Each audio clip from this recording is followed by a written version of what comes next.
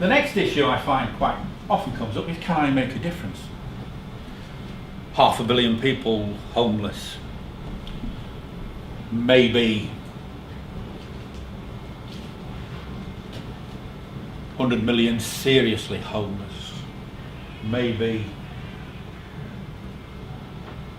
500 million desperately, unbelievably homeless and likely to die within the year because of being homeless. Can I make a difference? Well, yeah, 10 people make a difference. Whatever you can offer will make a difference, and whatever you can say to somebody else about it will make a difference. So never think that you cannot make a difference. Everybody can make a difference. Either talk about it, explain it, discuss it, go and build some of it, go and help somebody, go and give somebody a meal for the day, or just send us a couple of pounds to Nest and we'll make sure it works well for you. All the other charities, no, lots of charities doing a lot of work in this area. You can make a difference if you support them. Go on. Should they? Obviously. Of course they should. But who employs government? Sorry, which government? You mean Any government. Yeah, man, any government. Any government, anywhere in the world. Who employs governments in the main? The Illuminati. Well, it's part of Yeah, sounds in the main, yeah. Well, it is complicated, but in reality we should. We vote for them, we put them in there, we should tell them what to do. They have clinics, we are the people who put the people in there. We have to tell them, we are not satisfied with what you are doing, do more. We say so. I don't want a banker. Why give £1 billion of all our money to a banker when £1 billion would have solved the whole of the problem in sub-Saharan Africa for homelessness? The answer is with the banks, because if you cancel the debt, then they don't have these issues, and the governments can actually work like governments and not how they do now. Yeah. We know the complication, but we've got to say what we want out of the whole issue. Yeah. There's no point saying, well, it's them. It actually boils down at the end of the day first. And here's one I get often asked. Are mud huts, earth barrows, a step back? What I mean is, who wants to live in a mud hut with a straw roof? Well, when you look at it that way, I suppose that's what it really looks a bit like, isn't it? Mud hut, straw roof. Do you know that 3/4 of the world actually live on an earth floor? They have nothing between them who have their feet on the floor other than the earth that whatever they live in. Just one interesting fact. But there you are, that's a mud hut. It's a mud hut with a bit of a difference, I suppose, really. It's a mud hut which is built out in the American desert near the space station. You can look at all this up on the web actually, and the web will tell you quite an awful lot about Cal-Earth. But Cal-Earth came about because NASA said, when we get to Mars, and when we get to the moon, and when we get to other places, and we start there, how do we build a house? How do we build something to live in when we get all the way up there? Because we can't take all the bricks and everything else with us. And a chap called Nadir Khalili came up with a solution, won a prize back in the 70s, and the prize was simply to build a house with the moon dust or the Mars dust or whatever else was there, and to put it into a tube,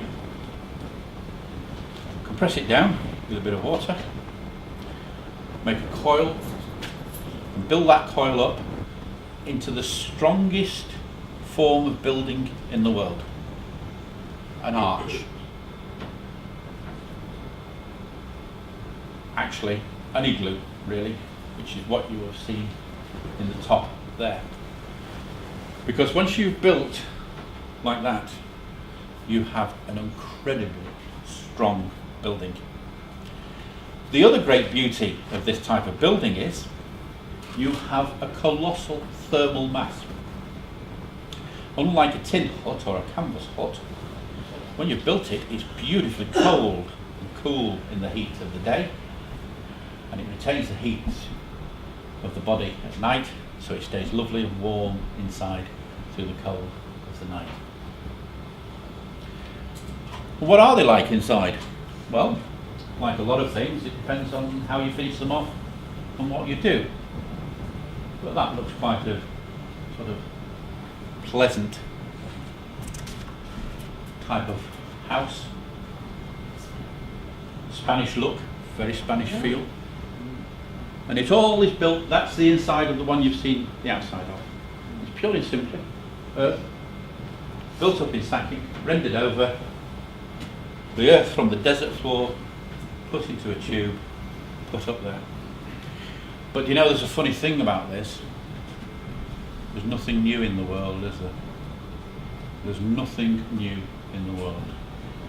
Because you might still be wondering whether anybody would want to live in a mud hut with a straw roof.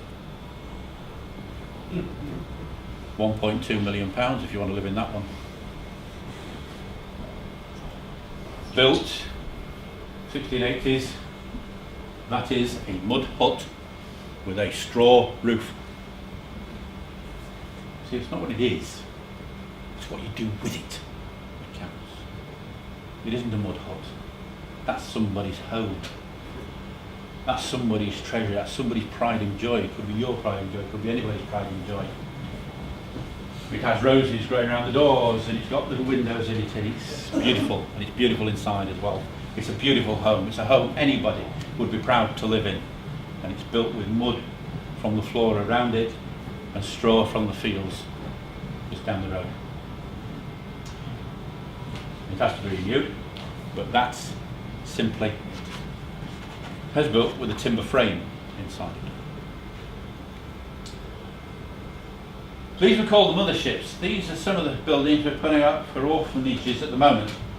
The concept very simply is that 16 children, together with 2 adults, could live, eat, work, study, and be sheltered in one of those, and a team of 8 people can put that up in a week.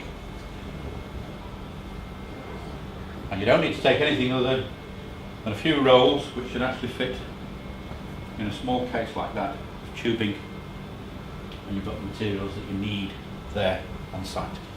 And with people out building those right now. So I make no apologies for saying please support Nest. Have a look at the website, take one of the leaflets on the front. If you can't make use of the leaflet yourself, please do me one big favour, will you? Pass the leaflet on to somebody else.